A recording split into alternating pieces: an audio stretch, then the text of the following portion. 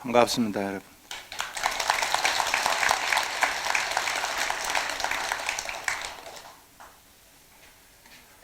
여러분들이 본문 들을 준비가 돼 있으신 분들이시네요.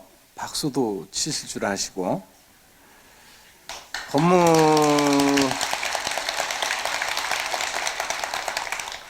본문을 하는데 두 가지 방법이 있어요. 재밌게 하는 방법이 있고 고상하게 하는 방법이 있는데 여러분들이 선택하시면 됩니다. 어떻게 할까요? 고상하게 할까요? 재밌게요? 재밌게 하면 내용이 빈약해지는데 그래도 괜찮겠습니까? 하다가 욕도 할 텐데 그래도 괜찮겠습니까? 욕은 하지 말고. 그러면 고상하게 하겠습니다. 어쨌든 여러분들 2020년 새해 지장자일 법석에 모인 우리 봉헌사 불자님들, 부처님의 가르침을 배우고 이해하고 수행하려는 순수한 신심과 아름다운 정진력을 두 손 모아서 축복을 합니다. 그리고 새해 우리 불자님들 가정과 사회에 부처님의 가호와 가피가 늘 함께 하시기를 기원을 드립니다. 여러분들 처음 이렇게 만났기 때문에 절차는 고상하게 한번 해보면서 분위기 봐가면서 또 재밌게 해보도록 하겠습니다. 그대여 보라, 청정한 도는 티끌에 물들지 않음을, 분노와 욕망 때문에 모든 실상이 가려지네. 옛날 성인의 가르침이란 분노와 욕망을 막으라는 것, 이것이 깨달음의 지름길이니 군자는 홀로 있을 때 삼가하는 법이니라. 욕심이 한번 싹 트면 내 몸 갇혀 꼼짝할 수 없느니라. 천축국 부처가 설산에서 머리 깎으신 건 우리 중생이 유혹에 빠져 헤어나지 못해서로다. 왕자의 화려한 옷 벗어번지고 여섯해 고요히 도 닦으셨네. 용가 이묵이 있는 곳 좋아하셨고 성색의 즐거움 싫어하시고 바라는 건 단박한 마음 보전하여 하루아침에 깨달음 얻는 것이로다. 그때야 비로소 알게 되리라. 사람 건너주는 배는 원래 조그만 거룻배이니라.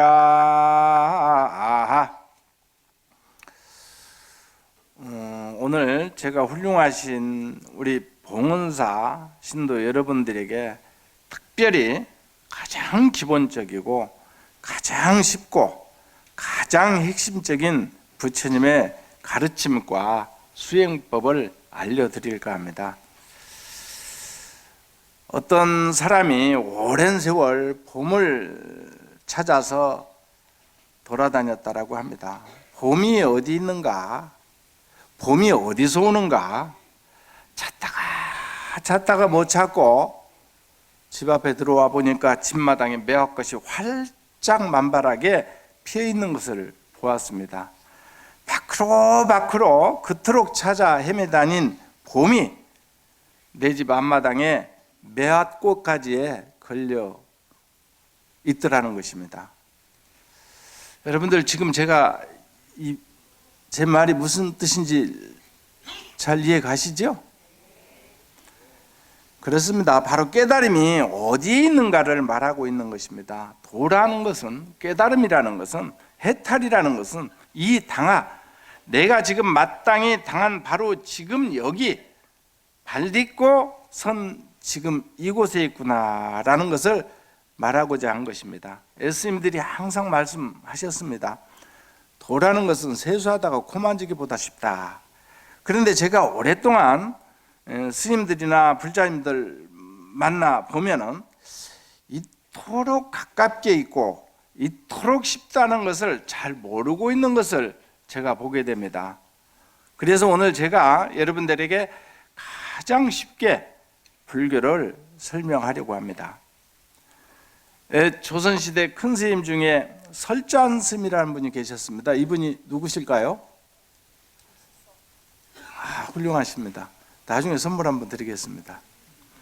오늘 제가 선물을 안 가져왔는데, 이 스님이 누구시냐면 세간에서 김시습이라는 시인으로 잘 알려진 분인데, 실상은 설잠 스님으로 한평생을 사신 대선사였습니다. 설잠 스님의 별명이 오세입니다. 3살 때 천자문을 줄줄 외우고 5살 때 시를 줄줄 지은 천재라고 합니다. 그래서 5살 때 세종대왕한테 불려가서 시를 지어서 큰 칭찬을 받았을 정도입니다. 그 이후로 설잠 스님 별명이 오세이고, 스님이 사는 거처를 오세암이라고 불렀답니다. 어릴 적부터 천재적인 머리를 가졌기 때문에 사람들은 잔뜩 기대를 많이 했겠지요. 이 사람이 크면 앞으로 과거에 급제해서 높은 관직을 따놓은 당상이라고 기대를 많이 했는데, 정작 한평생을 불문에 들어가서 선을 닦다가 선사로 사시다가 돌아가신 분입니다. 이 천재적인 분이 평소에 법문을 잘 안 하기로 유명합니다. 글을 잘 짓고 문장이 좋으니까 좋은 법문을 많이 할 거라고 생각을 하잖아요. 그런데 사람들이 법을 알려달라고 그러면 절대 하지 않습니다.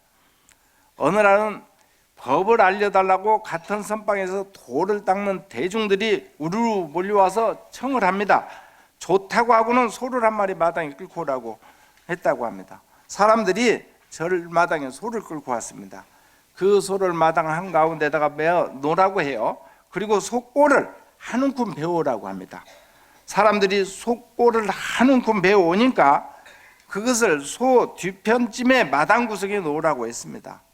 시키는 대로 가져온 풀을 마당 저 구석에 두었습니다. 그런데 어떻게 되었을까요? 법문을 드리려고 절 마당에 모인 대중들이 모두 마당 가운데에 메인 소가 풀을 먹으려 해도 저 뒤에 구석에 풀이 있어서 못 먹는 것을 바라보고 있습니다. 설잠 스님이 대중들에게 이렇게 말합니다. 내가 설법을 해서 법을 알려주는 일이 꼭 이 일과 같아. 법을 깨친다라는 것은 스스로 자기 마음을 바라보고 바로 깨치는 일이지 누군가의 설법을 듣고 깨치는 일이 아니다. 법에 대해서 말을 많이 해줘도 저 소처럼 못 먹는다라고 했습니다. 오늘 법문 끝났습니다.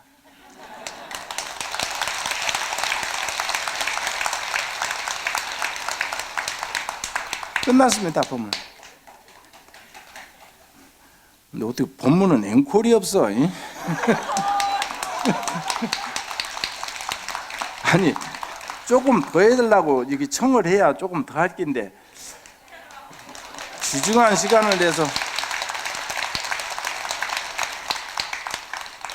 이렇게 설법을 잘 하지 않으시는 설잠 스님이 어느 날 수락산에 머물고 있을 때 자기 제자가 스승을 만나러 왔다라고 합니다. 그때 자기 제자한테 도가 무엇인지, 법이 무엇인지, 깨달음이 무엇인지를 시로 적어준 것이 오늘 제가 앞부분에 했던 개송입니다. 다 잊으셨죠? 뭐이든지 처음이 제일 중요합니다. 청정한 도는 티끌에 물들지 않는 것이다. 티끌 번뇌에 물들지 않기만 하면 되는데 우리 중생은 분노와 욕망에 바로 물들어서 명백하게 보이는 세상의 실상을 못 보게 되는 것이다. 우리보다 먼저 깨달음을 환하게 얻으신 선서 부처님께서는 너의 분노와 욕망을 막아라. 그것이 깨달음이라고 명백하고 분명하게 깨달음에 지름길을 가르쳐 주셨다라는 것입니다. 그런데 중생들은 이렇게 분명한 가르침을 잘 모르고 돈은 먼 데 있고 거창한 데 있고 높은 수행이 있다라고 하면서 정작은 자기 자신 안에서 일어나는 분노나 욕망 하나 제어하고 막지를 못해서 재수처럼 손과 발이 수갑으로 묶인 이 죄인 신세로 살고 있구나라고 말씀을 하십니다. 그 훌륭하신 교황도 그 습에 못 이겨서 버럭교황이 됐잖아요. 신도가 팔 잡아 끌었다라고 버럭, 이 옆에 내가 왜 그러냐고 버럭 소리를 질렀다라는 거 아니에요. 그래서 버럭교황이 됐잖아요. 이렇게 우리는 잘 자기 내면을 살피지 못하면 자기 업습이 그대로 어느 환경에 닫히면 발현이 되는 것입니다. 스스로 끊임없이 자기 자신을 성찰하지 않으면 이러한 화나 욕망이 치솟게 되는 것입니다. 부처님께서 그 좋은 왕자의 자리와 화려한 왕자의 육장이 벗어버리고 설산에 들어가서 머리 깎고 출가한 후에 뼈를 깎고 수행한 이유가 자기를 얽매이고 옥가매는 분노와 욕망을 벗으라는 그것을 깨달아서 알려주시려고 했는데 중생은 그 쉬운 말들을 잘 믿지 못하고 한탄만 하는 것입니다. 이리저리 세상의 온갖 것들을 듣고 보고 생각하고 궁리하고 집착하고 사랑하고 미워하면서 괴로워하는 그 피곤하고 괴로운 마음을 바로 털어버리고 마음을 단박하게 만들어서 유지하는 것, 그것이 가장 쉬운 가르침임을 알려주려고 부처님께서 이 세상에 출현하셨다라고 말해주고 있는 것입니다. 그 개송에서 단박이라는 말이 뭡니까? 단박하다고 할 때 담은 싱거운 맛을 담이라고 합니다. 달거나 짜거나 시거나 하지 않고 싱거운 맛이 담입니다. 담담하다 이런 말 많이 쓰죠. 박은 배가 물가에 고요하게 매져 있는 것을 박이라고 합니다. 배가 바다로 나가서 파도에 이리저리 휩쓸리면서 쉴 새 없이 출렁거리는 것이 아니라 고요히 정박해 있는 것을 박이라고 합니다. 이 단박심을 깨우치려고 부처님께서 이 세상에 오셨다. 그 단순하고 쉬운 가르침이 바로 부처님의 가르침입니다. 원래 사람을 이 강가에서 저 강가로 건너게 해주는 것은 큰 돛담배가 아닙니다. 작은 거룻배 하나면 충분합니다. 천재라는 이 문장가인 설잠 스님이 도에 대해서 말한 것이 이렇게 단박하고 쉬운 것이었습니다. 여러분도 오늘 하나 정확히 배우셨길 바랍니다. 배우셨죠? 단박한 데 있습니다.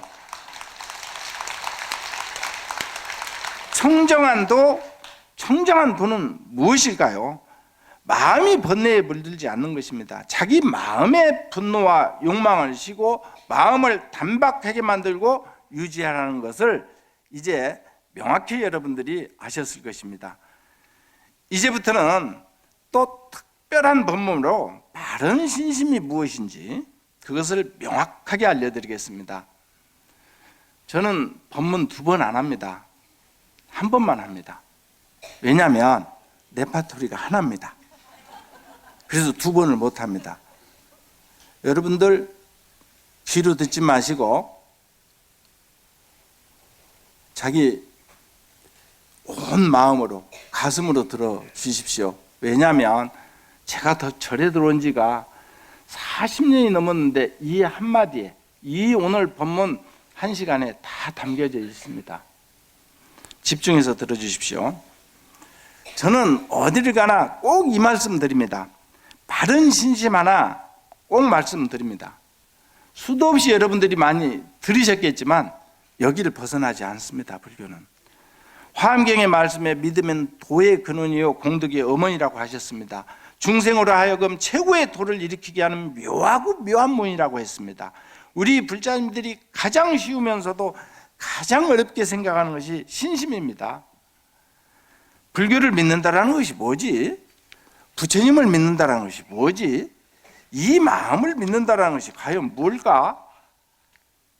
이 마음을 바로 세우지 않으면 절에 헛다는 것이 되기 때문에 반드시 바른 신심을 명확히 세우고 계셔야 됩니다. 부처님께서 깨달으심을 얻으시고 나서 법계의 일체 중생을 널리 관찰하시고 이렇게 말씀하셨습니다. 참으로 기이하고 기이하다. 이 모든 중생이요 열의 지혜를 갖추고 있으면서도 어찌 미혹해서 보지 못하는가. 나는 마땅히 성스러운 진리를 가르쳐 주어 그들이 망상을 영원히 떠나 제 스스로 자신 속에서 열의 광대한 지혜를 볼 수 있게 해서 부처님과 더불어서 조금도 다름없게 하리라. 여러분 어떻습니까? 부처님을 믿습니까? 부처님께 몸소 직접 가서 도달한 그곳이 최상의 행복이라는 것을 믿습니까, 여러분들? 믿습니까? 가장 중요한 대목인데 다시 한번 물어보겠습니다. 부처님께서 몸소 직접 가서 도달한 그곳이 최상의 행복이라는 것을 믿습니까? 이것은 깨달음에 대한 믿음입니다. 부처님께서 가르치신 길이 최상의 목적지를 향해서 가는 가장 올바른 길이고 가장 바른 길이고 가장 훌륭한 길임을 여러분들 믿습니까? 이 가운데 계신 분들은 대답을 안 하시네. 교회에서 오셨어요? 여러분들이 지금 가고 있는 이 길이 불교도로 살고 불교를 배우고 그 가르침을 펴는 이 길이 바로 잘 가고 있는 길이라는 것을 여러분들 믿습니까? 그래도 대답을 안 하시는 분이 계시네. 희한하네. 여러분들 여기 주지스님이 참 근세 복이 드문 훌륭한 스님이신데 아니 어떻게 해서 종단에서 인사가 나면은 설왕설에 말이 있는데 여기 주지스님이 재임을 받으시는데 아무도 내가 하겠다는 사람이 없고 원명 스님이 하셔야 된다고 그래서 전 정도들이 추천을 해서 재임을 하시더라고요. 이런 인사를 본 적이 없는데 여러분들 이 훌륭한 주지스님 믿고 따르겠습니까?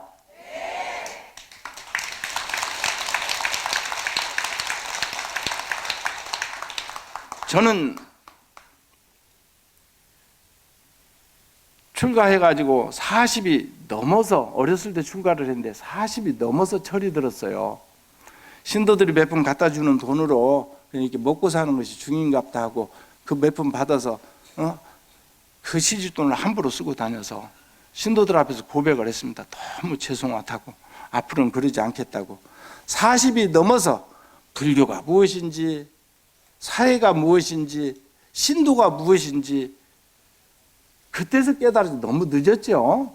좀 일찍 깨달았으면 제가 굉장히 큰 스님이 됐을 텐데. 그래서 그때부터 그냥 살림을 다 던져버리고 신도들이 하라고 하고 또 신도들한테 맹세를 합니다. 여러분들이 힘들고 어려울 때 결코 못 들은 척, 못 본 척하지 않고 열심히 여러분들을 위해서 헌신을 하겠다라고.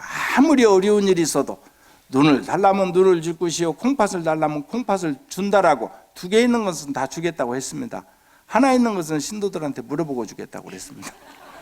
제가 제 몸이 아니고 나를 여기까지 있게 해준 것은 전부 시주의 은혜에 의해서 내가 존재했고 내 능력과 힘이 있다고 하면 전부 다 여러분들의 힘에 의해서 내 생명이 유지됐기 때문에 여러분들한테 이렇게 맹세를 하는 것입니다. 이것이 바로 승가에 대한 믿음입니다. 여러분들이 스님을 믿고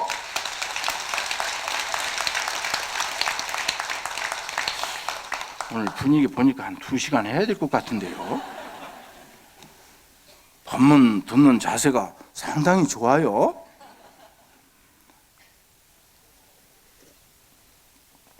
그래서 여러분들이 스님들을 믿는 만큼 또 청정한 승가를 믿고 따라간다라고 그렇게 맹세를 한 만큼 또 스님들도 여러분들을 위해서 하나도 아끼지 않고 모든 것들을 여러분들한테 내어준다라는 것을 저는 맹세를 하겠습니다. 네. 그리고 그렇다면 우리가 믿는다라는 것이 무엇일까요? 참 믿는다라는 것이 무엇일까요? 믿는다라는 것은 부처님이 말씀하신 가르침을 믿는다라는 말입니다. 그러면 이 경전을 통해서 부처님께서 하신 이 말씀, 너희 모든 중생이나 부처가 똑같다, 너희 스스로 부처의 광대한 지혜를 보고 드러내도록 하겠다라는 말을 여러분들이 믿는 것입니다. 믿습니까? 네, 좋습니다. 그것이 바로 올바른 믿음입니다. 부처님이 우리 중생이 모두 부처와 똑같다고 말씀하셨다. 내 안에 부처가 있다. 내가 그 부처를 드러낼 것이다 라는 것이 바로 올바른 믿음입니다. 화엄경에서 보살이 밟아가는 경지의 발전 단계를 쉬운 둘로 나누고 있습니다. 10가지 믿음의 단계, 10가지 확고하게 다지는 단계, 10가지 닦임의 단계, 공덕을 중생에게 돌리는 10가지의 단계, 보살의 경지 10단계, 깨침과 거의 같은 단계, 마지막으로 묘한 깨침의 단계 52단계가 있는데 제일 아래에 위치한 것이 바로 믿음의 단계입니다. 그러면 이 첫 번째 단계 초신에 이미 모든 단계가 다 들어있고 마지막 부처님과 똑같은 묘각까지 다 담겨져 있다라고 하는 것입니다. 왜 우리가 집을 지을 때 주춧돌을 제일 먼저 깔고 기둥을 세우지 않으면 집을 지을 수 없는 것과 같습니다. 믿음은 가장 먼저 놓아야 할 주춧돌이고 모든 수행과 실천이 근본이 되기 때문에 그렇습니다. 믿음이 없으면 수행과 실천으로 이어지지 않습니다. 믿음으로부터 수행 실천이 나오고 거기서 다시 이해와 깨침이 나온다는 것입니다.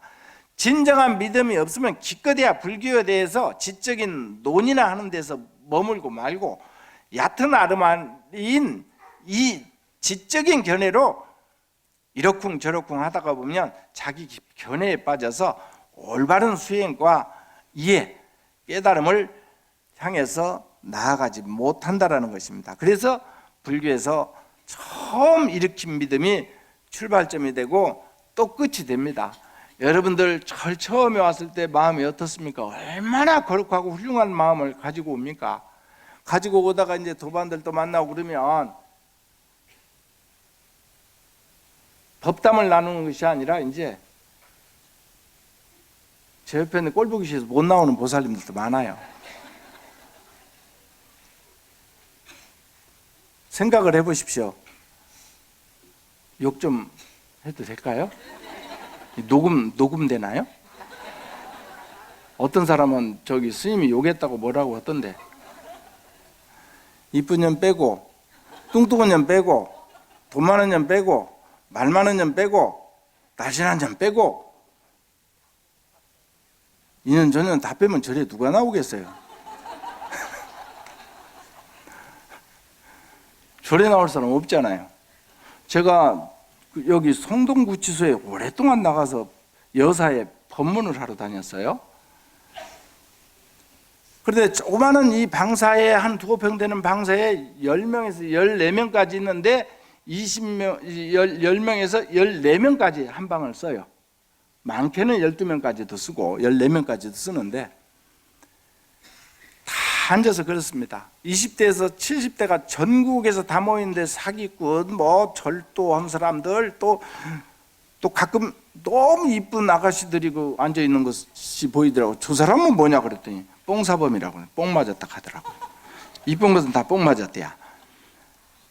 그런데 앉아서 이래요. 아이고, 천년만 없으면 우리 방이 평화가 올 텐데, 평화로울 텐데 천년 때 못 산다고, 천년 잘난 척하는 것 때문에 아주 피곤하다고, 이쪽에서 이 말하고 저쪽에서 저 말하고 너무너무 피곤하다라는 거예요. 천년 어디로 안 가나. 내가 그 사람 이름을 영자라고 지었어요. 영자라고. 아, 그런데 그날 오후에 딱 다른 방으로 이감을 가는 거예요. 근데 오후에 이감하자마자 덕 한 사람이 오는데 이름이 뭘까요? 명자라고 지었어요. 명자. 다들 앉아서 뭐라고 하는 줄 아세요? 영자캐가 났다. 걔는 마음이 허해서 그렇지만 전혀는 본질적으로 나쁜 년이다.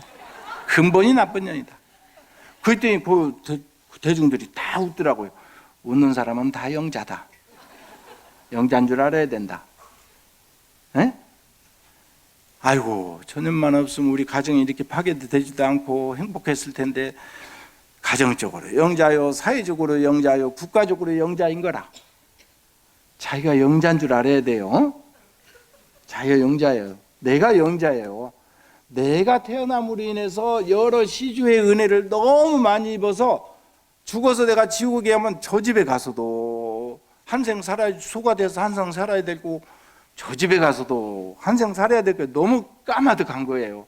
그래서 이 일을 어떻게 해야 될까? 이 생에 어떻게 갖고 가야 될까? 그래서 혹시 마음이 물러날까 봐서 신도들한테 매일 그렇게 맹세를 합니다. 여러분들을 위해서 제 몸과 마음을 아끼지 않고 봉사를 하겠습니다. 이런 마음을 가지고 있어요. 그 되지도 않은 일을 전화를 해도요, 꼭 알아봅니다.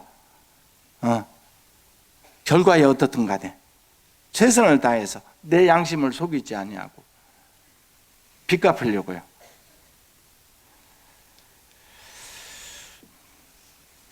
그런데 여기서 또 가장 중요한 것이 올바른 믿음을 일으키는 것입니다. 믿음도 올바른 믿음이 있고 옳지 않은 믿음이 있습니까? 하고 누가 물을 수가 있습니다.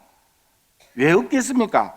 여기 무슨 약이 있는데 전혀 약효가 없는 그냥 약이라고 칩시다. 누군가 이 약을 먹으면 당신의 그 폐결핵이 치료됩니다라는 말을 한치도 의심하지 않고 믿고 계속 먹었습니다. 그런데 이 믿음이 굳건하다는 거 하나로 이 병을 치료할 수가 있겠는가?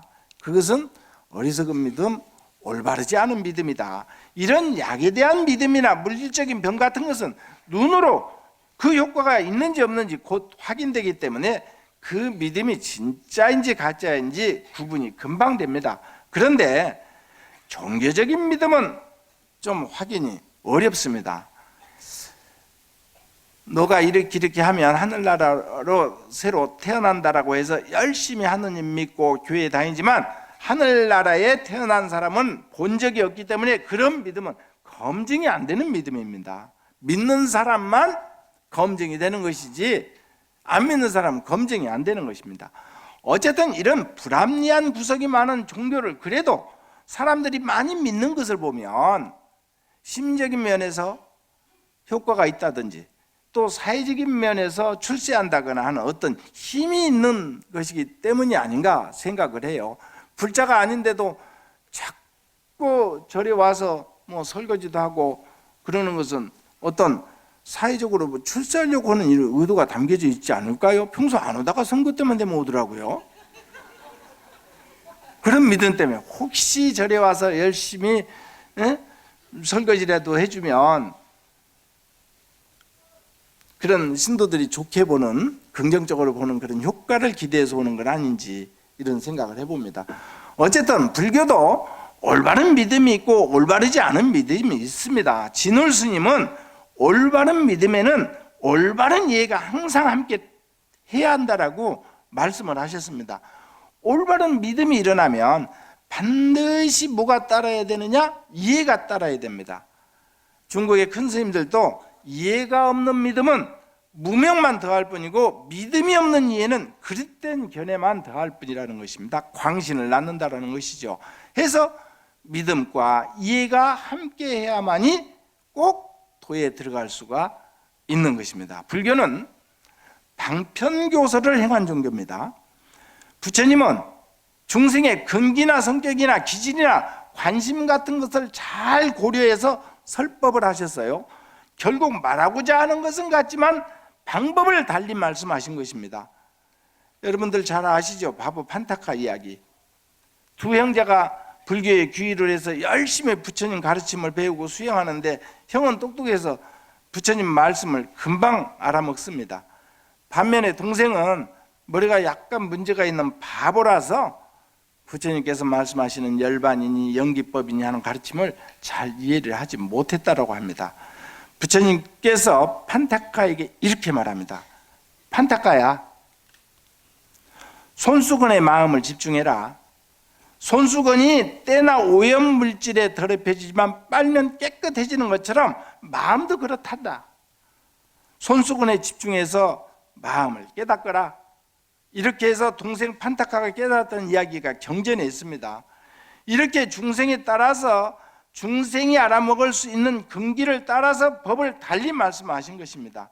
이렇게 중생의 근기를 따라서 가르치지 않으면 아무 의미가 없습니다. 유치원생한테 고급 물리학 원리 양자 역학 말해봤자 유치원생이 알아듣겠습니까? 아무 소용없는 일이지 않습니까?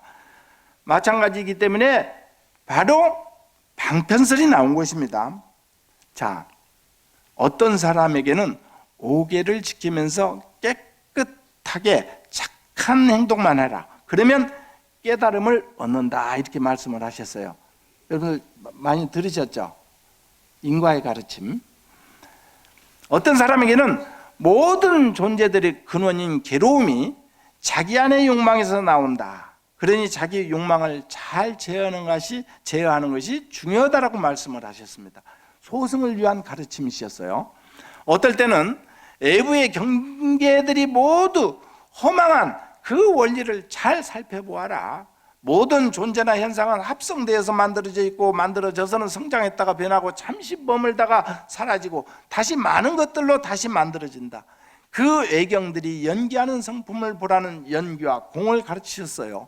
반야 중간의 가르침이에요.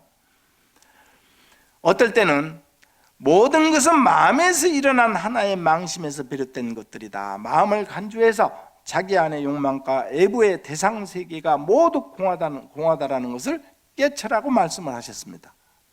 유심의 가르침이에요. 다 한 번씩 들어보셨죠?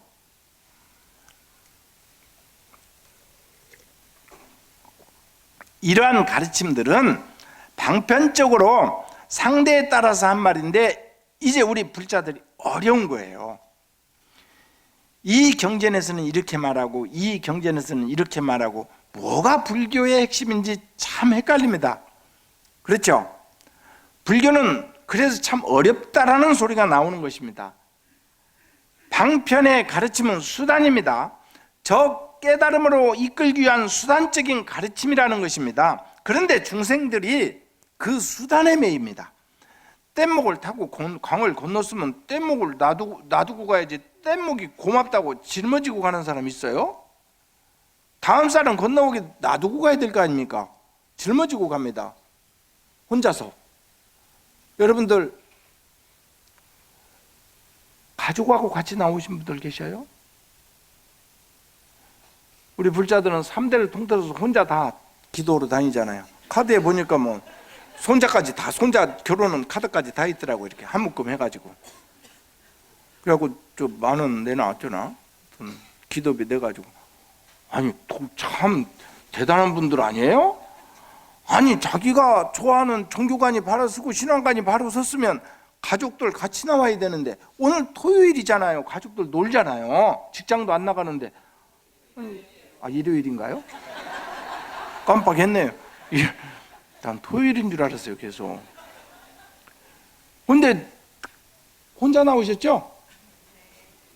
3대를 아울러서 그냥 혼자 기도하러 나오신 거예요? 참. 어떤 스님이, 어떤 공무원이 부구청장이 와서 아들한테 전화를 받는데 오늘 저 연말 보너스 받았습니다. 그랬다라는 거예요. 그러면서 첫 마디가 그래? 너 감사한금 빼놓고 써라. 우리는 그렇게 하나요? 아니 돈은 안 내도 좋겠어. 제발 좀 가족들 같이 좀 나오세요. 자기 종교관이나 신앙관이 바로 쓰지 않았기 때문에 절에 왔을 때는 스님들 너무 거룩하다고 삼기도 하고 스님 믿고 따르겠습니다 하고 뒤에 가서는 욕만 한단 말이에요. 봉원사 신도들은 안 그러죠? 다른 절 신도들이 그렇더라 이 말이에요. 욕하지 마요. 그나마 지금 우리 스님네들이 문화재요. 아니 지금 스님 되는 사람이 없다니까. 1년에 70명밖에 안 돼요. 그 70명도 다 결혼하고 이혼해갖고 들어오시는 분들이에요. 관절이. 우리는 문화재, 문화재. 요새 일제 청산 하는데, 일제 청산은 대한불교 조계종이 확실히 일제 청산을 하신 거예요. 태고종 전부 해방되고 비구 스님들이 한 300명에서 500명밖에 안 남아 있었어요. 전국의 사찰은 3,000개가 되는데, 그 300명 남은 스님들이 1700년 불교 역사에 대체라는 것은 없다. 결혼한 사람은 나가야 된다 해갖고 싸움을 몇십 년을 했잖아요. 그 싸움의 후유증으로 여러분들 정화 불교 개혁 운동, 정화 운동을 일제 잔재를 청산하는데 50년 걸렸습니다. 요새는 안 싸우잖아요. 네? 안 싸우잖아요. 옛날에 많이 싸웠잖아요. 그 후유증인 것이에요. 일제 잔재를 완벽하게 청산한 단체는 대한불교 조계종밖에 없는 줄만 아시면 됩니다. 스님들이 그 1700년의 전통과 역사를 계승했다라는 거예요. 지금 이게 앉아 계신 스님들이.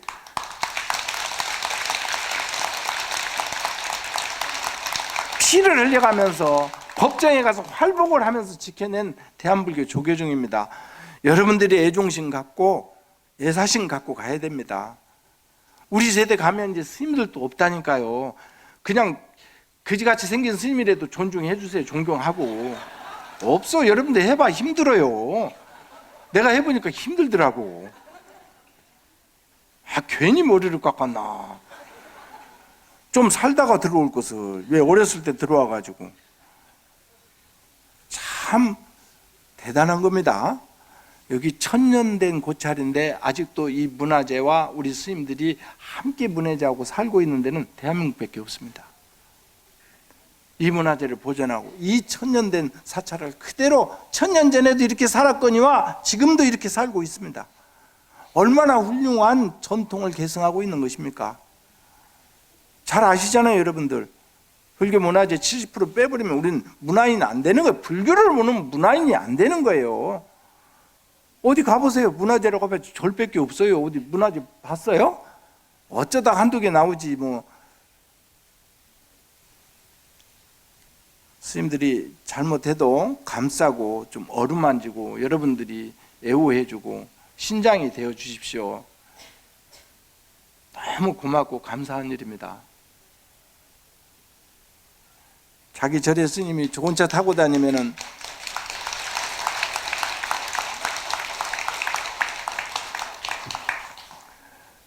자기 절에 스님들이 좋은 차 타고 다니는 것은 우리 스님 바빠서 저 정도 타야 돼 그러는데, 가시다가 고급차 타고 다니는 스님 보면 전부 욕하잖아요. 자기 절 스님은 고급차 타도 괜찮고. 그렇죠? 아이, 신도들이 사줘서 타고 다니는 거예요. 스님들이 어디가 돈이 있다고 그걸 자기가 타고 다니겠어요. 하여튼 뒤에서 욕하지 말라는 거예요. 아니, 교회는 목사들이 잘못돼도 다 우리가 잘못됐다고 그러는데 저런 말이 같이 그냥 맞아 하고 저 스님이 나쁘다고 그러지 마요.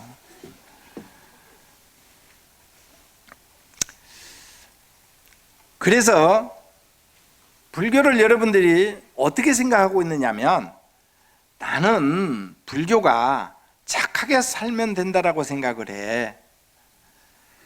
부처님 가르침대로 나는 보시나 그냥 적당히 좀 하고 한평생 편안하게 살았으면 좋겠어.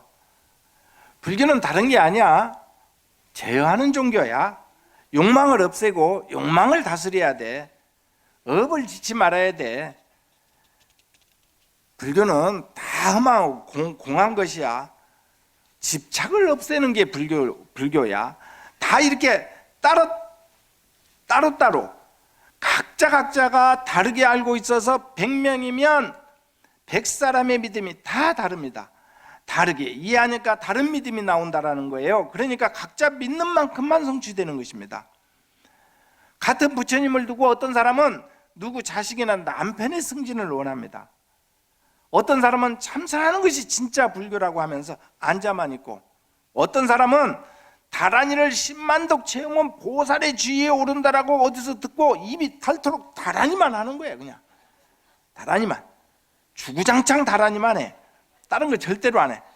부처님이나 깨친 조사 스님들이나 큰 스님들이 이러한 중생들의 소망들과 믿음들이 다 잘못되었다라는 것이 아니라 모두 궁극적인 믿음, 불교가 최종적으로 지향하는 진짜 가르침이나 최종적 믿음은 아니라는 말을 하는 것입니다.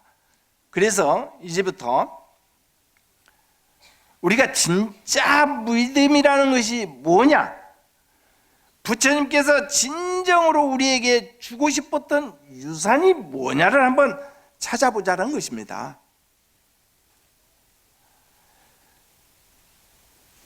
우리가 신심을 회복한다는 것은 이 한 세상 잘 살아가거나 천상에 태어나거나 욕망 없는 세계에 태어나는 것에 대한 믿음이 아니라 부처님과 똑같은 우리 안에 있는 이 신성한 존재의 근원에 대한 인식과 그 깨침이라는 것에 있음을 오늘 한번 우리가 똑똑히 자각해내는 것이 중요하다고 생각을 합니다. 올바른 믿음이란 여러분이 한치의 의심도 없이 나는 부처이다, 나는 확신을 갖는 것입니다. 확신 갖습니까?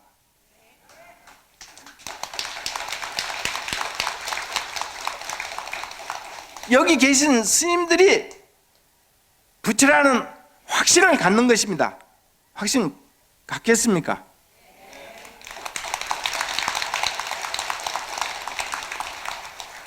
봉원사 주지 스님이 저는 개인적으로 한 20년 계셨으면 좋겠어요. 한국 불교 중흥의 새로운 역사를 씻을 뿐이라고 저는 그렇게 믿습니다. 사실이고요. 많은 종도들이 아무도 주지스님한테 다른 말씀이 없으셔. 주지스님 재임하신다 그러니까 아무 말씀이 당연히 하셔야 된다는 거예요. 아마 한국 불교 중흥의 초석이 되실 분이 주지스님이 아닐까 싶어요. 20년이면 살아 계시나? 연세가 얼마나 됐나? 하여튼 살아 계실 때까지만 했으면 좋겠어요.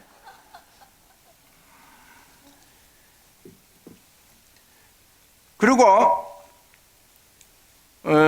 부처님이 신기하고 신기하다, 중생이 나와 똑같은 열의 지혜를 갖췄다라고 하셨던 그 말씀을 올바로 그 자리에서 몰록 믿는 것입니다. 여러분들 잠시 허리 한번 펴시고 참선하는 자세로 한번 앉아서 눈을 한번 감아 보십시오. 그리고 나 한번 따라서 하십시오. 눈 감으세요. 나는 부처이다. 나는 부처이다. 나는 부처이다. 따라서 하는 것은 여기까지입니다. 이 세상을 공으로 연기의 지혜로 바라보았던 부처님의 지혜의 눈이 여러분들 안에 있습니다.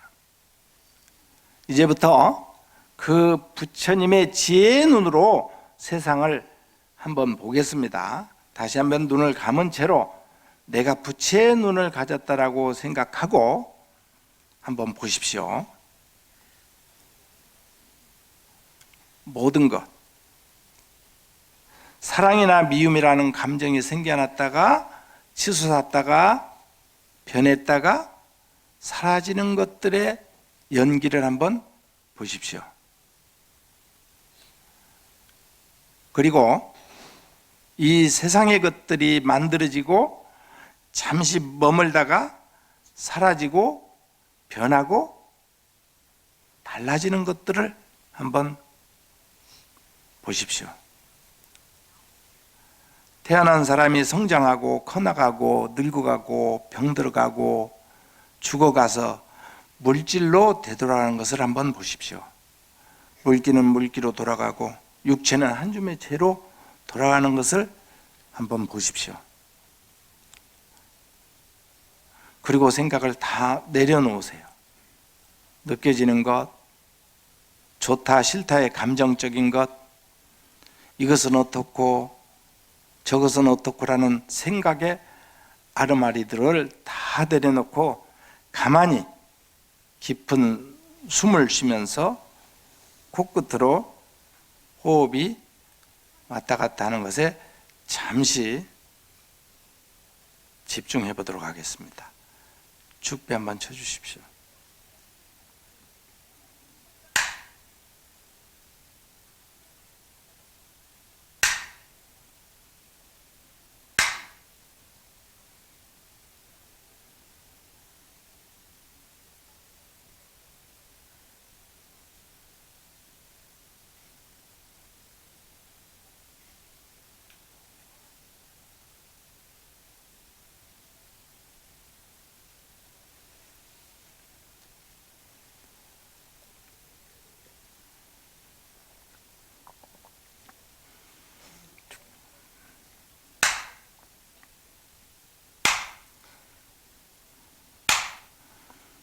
자, 이제 눈을 뜨세요.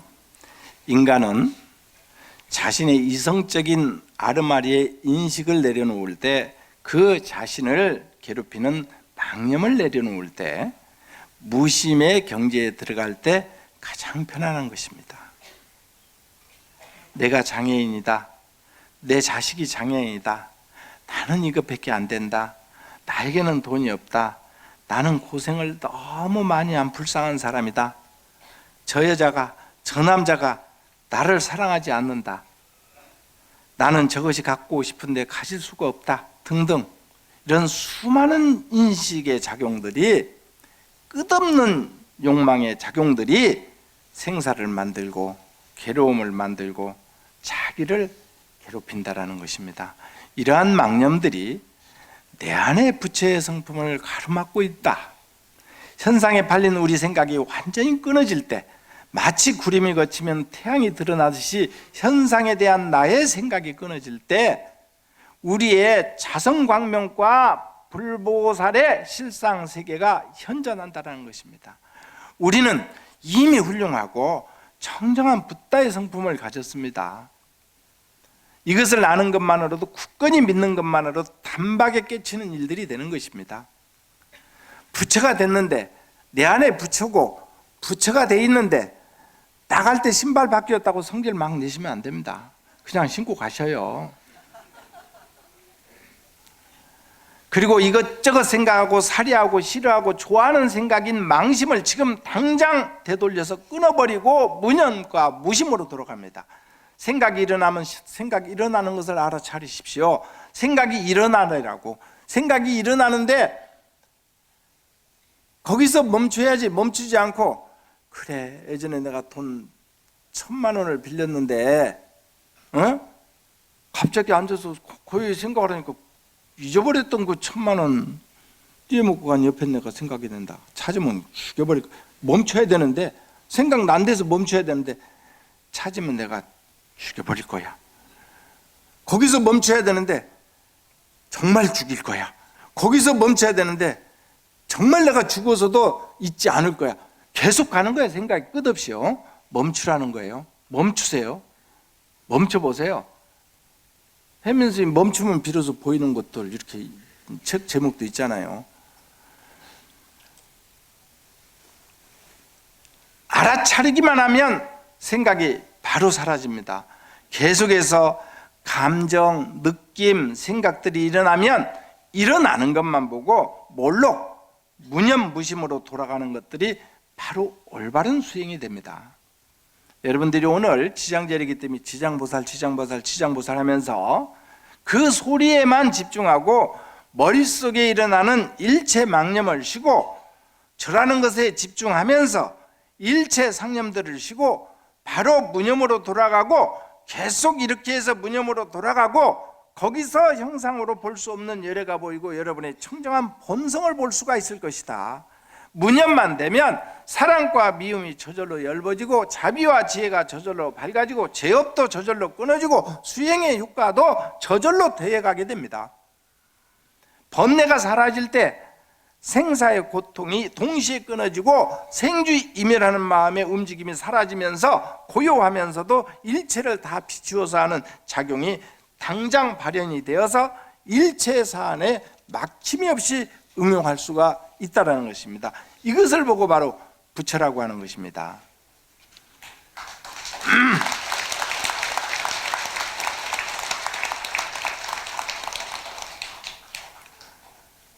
오늘 봉은사 청정한 법당에서 훌륭하신 우리 불자님들 모시고 가장 특별히 쉬운 부처님의 가르침에 대해서 말씀드리고, 가장 특별한 신심에 대해서 말씀드리고, 가장 특별한 수행 방법에 대해서 말씀을 드렸습니다. 가장 특별한 것은 가장 쉬운 것이라는 것을 잘 기억하시기 바랍니다.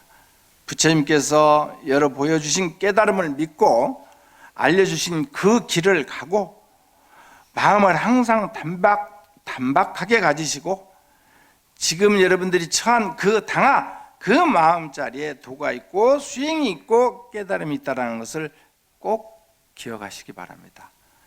이렇게 받은 바른 믿음으로써 일어난 바른 수행을 통해서 여러분 모두 청정한 붓다의 성품을 드러내는 유대한 부처가 되기를 기원드리면서 법회 마치겠습니다. 감사합니다.